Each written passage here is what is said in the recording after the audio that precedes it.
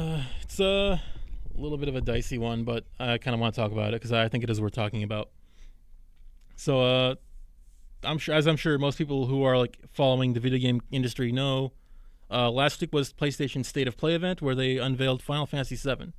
They didn't unveil it, but they revealed a new trailer for it after 2 years of silence. We finally got like a new trailer for it, and it's only a minute long, but there's like a good amount of like stuff to glean from it, Yeah. at least in terms of the characters.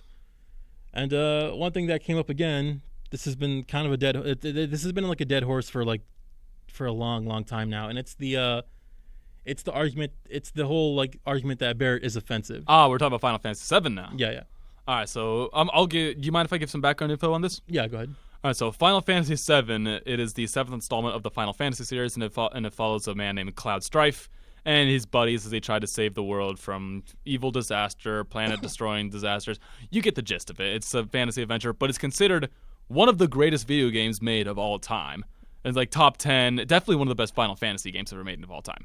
It's one of the best. I wouldn't say it's my favorite. I've never even finished it. I played it, but it's been like. But critically, it's considered. It's very good. And it's very successful, and it is a good game. It's not bad. I think it is a really good game. Mm-hmm. So Square Enix is going to be remastering the Final Fantasy VII game. It's going to be updated graphics, updated gameplay mechanics, and they released a trailer for it earlier that showed some of the gameplay mechanics and the characters like walking around. And the gameplay does look really good. It does. It reminds me of like a Final Fantasy 15. Yeah, it's closer to FF15 and not the classic turn-based. Yeah, not the turn-based, but it still looks pretty good. It kind of does have. I think I saw little aspects of turn-based in it, but it still has that fast flow of Final Fantasy 15 and Kingdom Hearts. Yeah, it's more fluid. It's not like people. It's not like three people standing in a row, dancing in front of a goblin, waiting to attack. Yeah, but of course the main problem a lot of people are having this is the character named Barrett. Well, it's not a lot of people. It's like one or two people. Yeah, it's only like a small amount of people causing a fuss as what usually happens with these. But Barrett is a large, muscular African American man who only has one arm, but his other arm got like cut off in like a war or something. So it got like his arm got crushed when his village was destroyed because he's from a coal mining village. Yeah, that's right. He's from a coal mining village. Yeah. And to replace that, he has a giant, like, oversized cannon on his arm. Yeah, he's got a gun arm. And it's awesome. He's not the only person who has that, too. There's other people who have that. But it's awesome. And a lot of people, some people have a problem with Barrett is he sounds, I don't know. People don't like the way, there are people who don't like the way he talks because Barrett has a very, he's very, like, slick talking. Yeah. And he has a tendency to curse. He doesn't curse that much. Well, no, he's not the most like foul-mouthed character. I think Sid like curses like way more than Barrett does. Sid curses a lot. Sid is like on another level. Sid's on a whole other level. Coming from my mind. I like Sid though. Sid's cool. but yeah, Barrett is he talks he's a lot like I don't think he's based on Mr. T, but he talks his like appearance and personality are a lot like Mr. T. Yeah, there's a lot of Mr. T in Barrett. He's based on he feels like those like African American action stars that really came up in like the 70s and 80s. Yeah, like the A-Team and all those really popular shows. Or Dolomite or Shaft. He sort of I feel like he's sort of like I don't think he's directly referencing any one of them, but he sort of feels like that kind of a character. Yeah, and of course he talks very gruff, very military like, and he's also got some wisdom. Big, yeah. But he's also like smart. Like he's not. That's one thing we're going to talk about like later is that people have this in the way they represent Barrett in this article is that they represent him. He always gets misrepresented. Mm-hmm. People always think about Barrett. They talk about Barrett like he's like the most offensive thing ever, when he's just a person. Like he's a normal guy. Yeah, and the thing about Barrett is he has a daughter that he's trying to protect the whole time, and he's like super into his revolutionary cause. Because he wants to save the world. He wants to make the world a better place for his daughter. Because the plot of Final Fantasy VII, if I remember correctly, is that there's the evil corporation Shinra. Shinra, yes. And they're like harvesting the life force from the planet, and it's harvesting. Keep going. I'm gonna try. They're using Mako reactors to like harvest the life force of the planet, and it's like ruining the planet. Mm-hmm. Yeah. And Barrett is trying to stop that. Well, one because he hates Shinra because Shinra destroys his village, but also because he wants to make the world a better place for his daughter. Yeah. And he wants to like keep it safe for her, and he's like, and the whole time he's like, oh, just like hide in the bar. She runs like his daughter kind of runs the bar sometimes. It's kind of funny because it's like this 7-year-old girl just like running the show. Yeah, well, that's the kind of because think about the environment that they live in. They like their village was destroyed, and they live in the slums now. Yeah. Like she has to like you. That's the kind of environment where you have to grow up. You have to get tough real quickly, or else you're not gonna make it. Mm-hmm. So that's kind of that's what I like about Barrett and his daughter Marlene. Marlene, that was her name. Marlene. I forgot her name was Marlene. And that's kind of one thing I like about Barrett, and that's kind of why Barrett talks the way he does. Why he's like so slick talking and he's so like gruff. It's because he's seen some stuff. He's had a very like, I don't want to say bad life. He's had a very like harsh life. Yeah, it's been very harsh. He's been dealt a bad hand, and now he's like in the slums pretty much trying to like fight this evil corporation. He's the leader of Avalanche. And the whole time, yeah, he's the leader of this revolutionary cause called Avalanche. So a leader cannot be this like soft and extremely emotional character. He's got some can be, but not this kind of leader. You can be emotional, of course, but not in like this kind of they're world. Not like Avalanche. They're not pacifists. They're soldiers. Like they're rebels. They're like I think they're described as eco terrorists because they're trying to save the planet. Yeah. And what about the thing about Barrett is he has to be strong. He has to be gruff. He has to be like this kind of character, just so he can like, because if he doesn't do it, who else is going to do it? Yeah. Also, it's just accurate to the portrayal, because there are people in reality who do grow up in like rough places. They grow up in slums, and they have to every day is like a fight for them, and they have to like become like they take on like that like aggressive, gruff, kind of slick talking attitude. This is how they run it. And that's the context. That's the context for Barrett's character. That's why he's like that. Barrett doesn't like when they say Barrett's offensive. They talk about Barrett like every time they cut him, he's like Barrett's not dribbling a basketball when you cut him. He's not. Yeah. He's not doing stereotypical like. He's not. That's like I know it's like a black stereotype where like. People do that, but like that, he's not doing that. He's like. He's giving advice. He's like the older. He's the leader. Yeah, he's the leader. He's the one people come to. It's like, hey. No, they want military strategies. Like, hey, what can we do here? Like, I had this kind of plan. What do you think about this? Or if they want to come to it or even personal advice, because you also know Barrett on a personal level because he has his daughter and he's seen some experiences. He's like, yeah, I can give you some advice. What do you need? What you need, man? Yeah, he's like that. He's the way he is because of the environment that he grew up in. Mm-hmm. And people always misrepresent that about Barrett. They just talk about him like he's like this like this like gross like stereotype, or like they talk about him like he's not smart. And that's kind of one thing that's mentioned in the article. Mm-hmm. Yeah, yeah. So this always bothers me. Whenever people try to get offended by stuff that's not offensive, they come off as offensive themselves. Yeah, they come off as just very. Because they. I don't know. I want to say. I'll explain it. I'll explain what I mean later. Yeah, I want to say weak-willed, but not weak-willed, but like they portray the characters as being like a lot. They find worse fault than in something that doesn't have any fault to begin with. Yeah. So one thing so here's a quote from the article. I'm gonna read it right now. Yes. So the article is called "Fans Are Concerned About Barrett's voice in the Final Fantasy VII Remake," and it's by Gita Jackson on Kotaku. Kotaku again, great. But here's what she says: "This depiction plays into racist assumptions people make about black men, not seeing them as full people, but as hulking masses of muscle that sometimes provide folksy wisdom." End quote. Oh, so we're going to this now, aren't we? This is what she's trying to push. I don't like the part. I don't like the part where she refers to Barrett as like not a true person, or as less of what's the not seeing them as full people. Yeah. But as a hulking like she's referring to Barrett as like he's like this big dumb brute. Yeah, and that's not what Barrett is. She's not seeing, and she says not seeing him as a full person. If you've ever played Final Fantasy VII, you would know that Barrett has a lot of personality. He has a lot of personality, and he has perhaps the most hardships out of anybody in the group, like maybe except for Sid. Like Sid may be the only person who has had as much heartbreak and terrible experiences as Barrett has. Yeah, because Barrett's wife also died, unfortunately. Yeah. So Barrett has seen so much stuff, so much action. He's been knocked down, dragged through the mud, all those kind of cliches.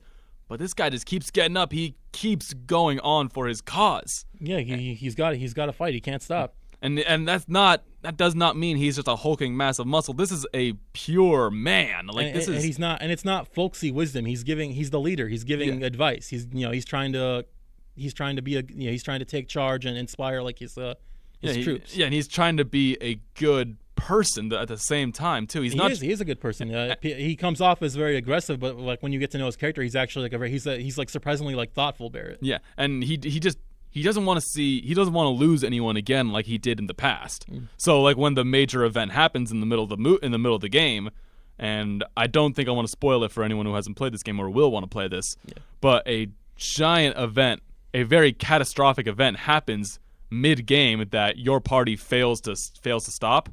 And even if you were like unable to, even if like no matter what you try to do, no matter how many things you try to input, you can't stop this event. And that takes a heavy toll on Barrett throughout the game. But this person doesn't understand that. So here's the thing that like really gets me about this article and why it sort of caught some attention. So she's claiming fans are concerned. So she's claiming that to speak for the fans, but she says in the article herself, "I have never played Final Fantasy VII." And that's ding ding ding ding ding so ding ding ding. That's the winner right there. Never played Final Fantasy VII. They're basing all of this off of like 5 seconds of dialogue in the trailer, in a 1-minute trailer. So this is why kids, if you ever want to go into journalism, you have to do your research. Here's the thing, it's fine if you haven't played Final Fantasy VII. Like I said, I've never finished Final Fantasy VII because I've heard this story so much that I kind of got it just by playing like halfway through. But you can't claim to speak for fans if you've never played the game. Exactly. That's like if I tried. Like you're not like that's kind of why the response I got. Like fans responding with like, you don't know what you're talking about. You don't know the context of Barrett's character. Yeah, and I don't know. It's just another thing about lazy journalism. People don't do their research anymore. They just go for the clicks. They go for the money. It's like, no, you have to actually think. You have to actually read into this. Do your homework about this. And people just don't do that anymore. She brought somebody to help. She got a quote in the article from a white guy named Paul, because if there's anybody who understands African American culture, it's a white guy who quote unquote occasionally watches anime. Oh yes, the greatest source. A neckbeard living in his mama's basement. He's not a neckbeard, but I don't get why that was like important for him to bring up in his quote. I guess because there aren't a lot of black people in anime, but that's because Japan is a very small percentage of of black people. So it kind of makes sense that you wouldn't see a lot of black people in anime, because anime is still a predominantly Japanese thing, and that's like it's like if you go to any other country and you watch media produced in that country, it's gonna be a majority. It's gonna be for the Japanese. Yeah. In the case of anime, Japan is one of the most homogenized countries in the world.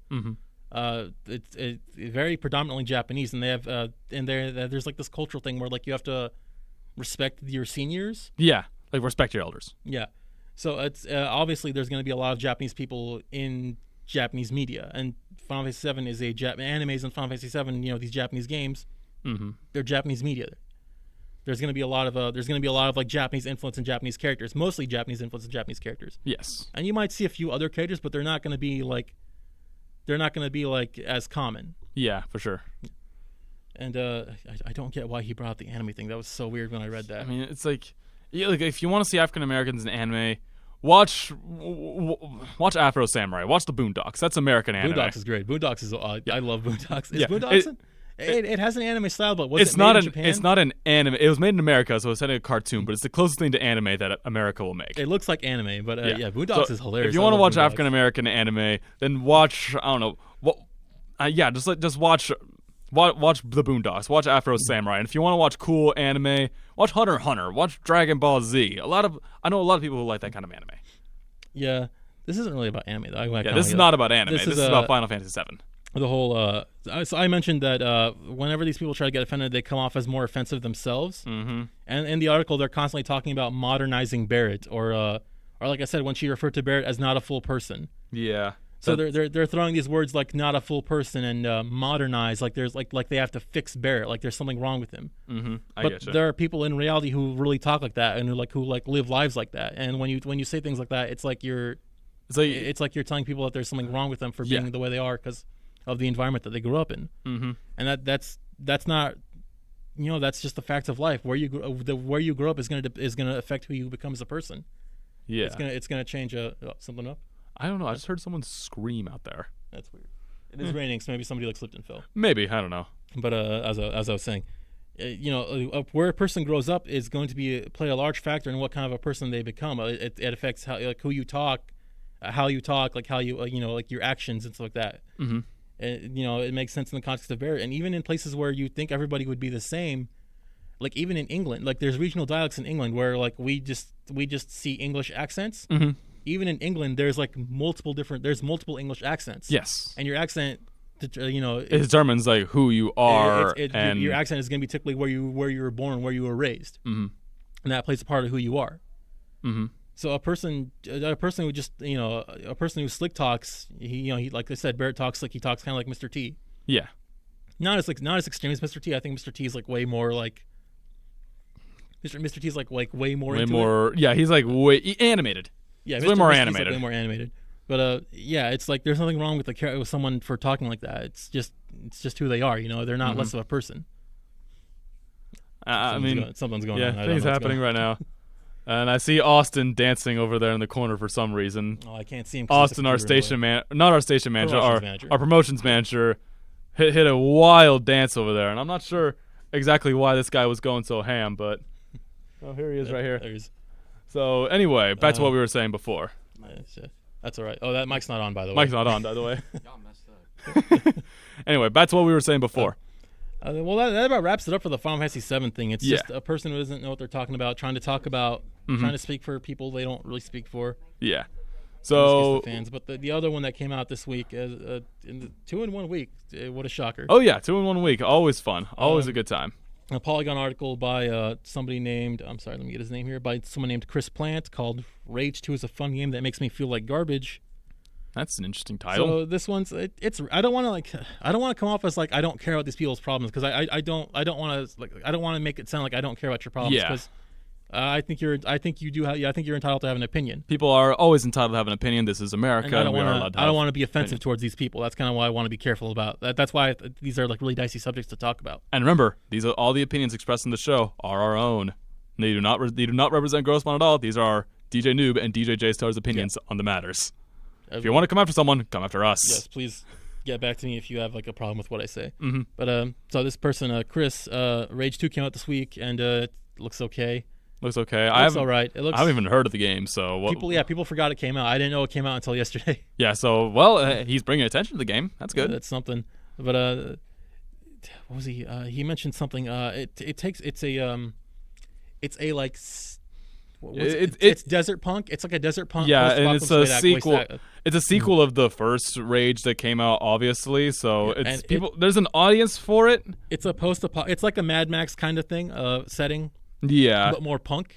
Yeah, that's kind of what I'm thinking of it. It's very simple game. It's like, you just run around, take people out, boom. Open world game. Open world, shoot 'em up, Mad Max. That's basically what you got right there. What you get, what you're hearing is what you got. And a lot of the enemies, most of the enemies in the games are mutants. They're people who were experimented on and became like these like gross monsters. Mm-hmm. I think that's their background.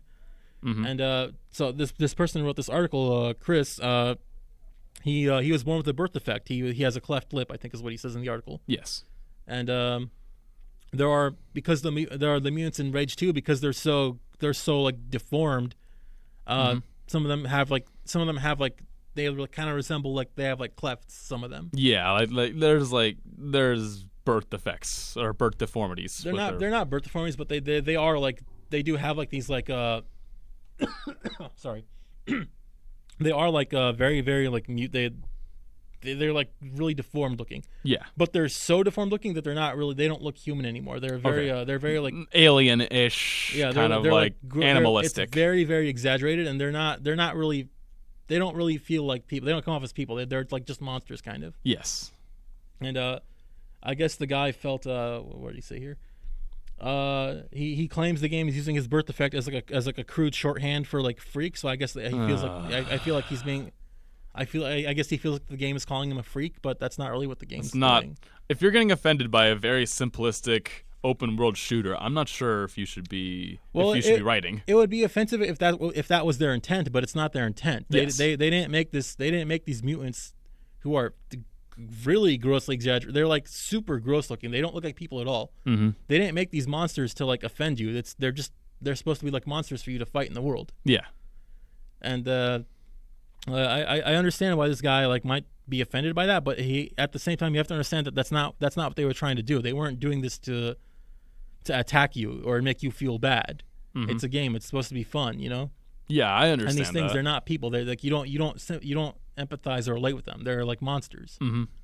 And then they're just random like NPC monsters. Like you're there. You have to destroy them so we can get the XP, get some money drops, get whatever you want. The thing that like kind of gets me about this is that if we have to start being offended by enemies in video games now, we have to start thinking we have to like do that to every enemy now. Mm-hmm.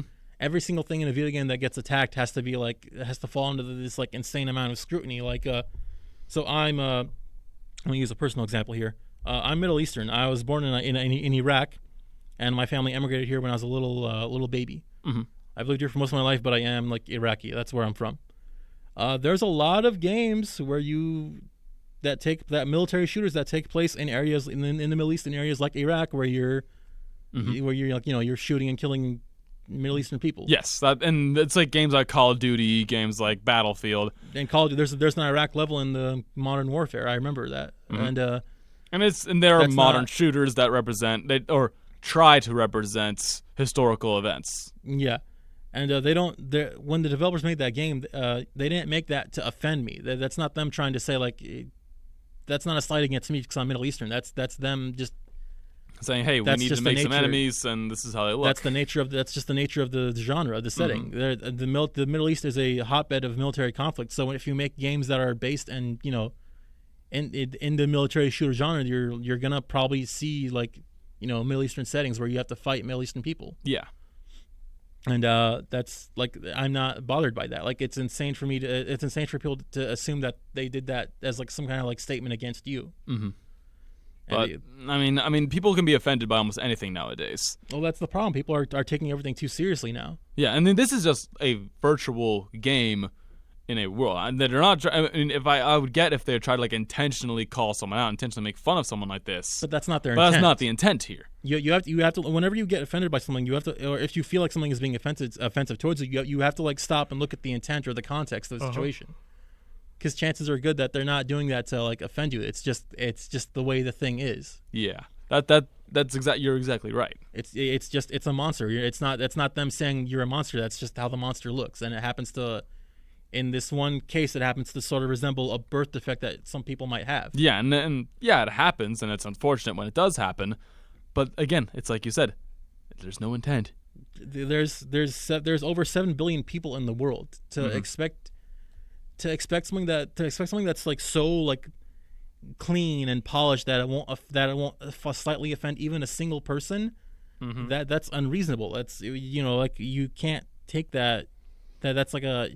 You can't expect developers to like understand your own personal set of standards because everybody's standards are different, and there's so many people in the world that no matter what you do, you're gonna offend. You're probably gonna offend something. Us being here in this room probably offends people. Yeah, and it's like, wait, why do they get to be here, but I don't? What's wrong with that? And someone will take offense to that. Or people might think because I get racist comments because I'm Middle Eastern. Mm-hmm. There are people who don't like Middle Eastern people. I get that a lot sometimes. That's not. It's not everything is going to be like perfect in the world, and you can't expect it to be perfect. Mm-hmm. We live in a very unperfect world. That's just reality, and there's nothing wrong with wanting to like fix that, but at the same time you have to understand that not everything that you perceive as a problem is really a problem. Yes. It reminds me of another example when Street Fighter V revealed their new character Rashid, a Middle Eastern character. Yes. Because there's a fighting game community in the Middle East, and Tekken had a Middle Eastern character too. Who was revealed like shortly before then, and there are people complaining that he was like racist, even though Capcom worked with their distributor in the Middle East. I think it's called Pluto Games, to help design the character. Yeah, and everybody likes the character. He's a cool character, but you have these people trying to come out and be offended over nothing because he wears a turban. Of course, because he wears a turban, so he's automatically bad. He wears a thing that people in the Middle East wear, so he must be racist. It's yes. I mean, you would think people would have gotten offended over Aladdin because of that. Over Aladdin? Oh, they would have. They probably would. Nowadays, they would, because everybody just takes everything too seriously nowadays. I mean, you would think now they're going to get offended by what? Will Smith, playing as a genie? Maybe, I don't know. Somebody's probably. You don't know it. It's like it's impossible to tell anymore because everybody gets offended by everything because they take everything too seriously. Mm-hmm. And it's supposed to be entertainment. You're not supposed to.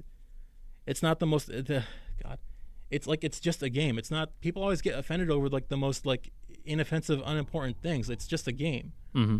Like people like this happens a lot. This happens so much nowadays. Like with recently with Captain Marvel. Yes. Everyone was like getting offended at that movie, or like there was like this like big push that it was like this like female like empowerment movie, but it's just a mediocre superhero movie. It's just a mediocre. That doesn't help anybody. Like there's more important things going on in the world than Captain Marvel. Yeah, there's a lot of different issues, and if people can just direct their rage towards that, we get a lot of things done.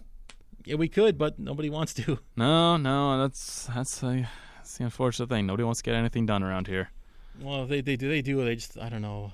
They do it, but in a very backwoods. I'm trying really hard. I'm trying way. really hard to not like put the other people down because I understand that some of them are trying to do the right thing, but I get if you're trying to do the right thing, and that's a good thing. But if you're trying to go about it in a way that's also offensive, aren't you kind of offensive, or it just misses the point? Like you're misrepresenting what the other person is saying. Yes, it's like what Obi-Wan Kenobi says in Episode 3. You have become the very thing you have sworn to destroy. And that's what happens.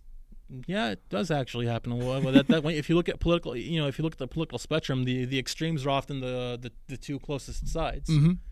It's like a horseshoe. I don't know if you've ever seen that graph of like the political spectrum, but like it starts off in the middle with the people who are neutral. Yeah. And as you get more moderate, you it spreads further out. But as you get more extreme, the ends come together again. Oh, that's actually pretty cool. Never heard about that. I'll try to find a picture of that like later. Yeah. But yeah, it's like that. It's like you eventually take it to such an extreme where you're the one who's being you're the one who's becoming kind of the problem. Mm-hmm. Like with like with saying Barrett's not a person. Yeah. Because of the way he talks. And that's not even right to begin with. No, it's not. Or like saying that, or like saying that this company who wasn't trying to offend you was trying to offend you, and that they should change the game just to fit your needs. Yeah, it's like that's an impossible standard. People can't live up to that, and that's not what they were trying to do anyway. But we've been going on though. Yeah. I kind of like started rambling there at the end. It's all right. It happens.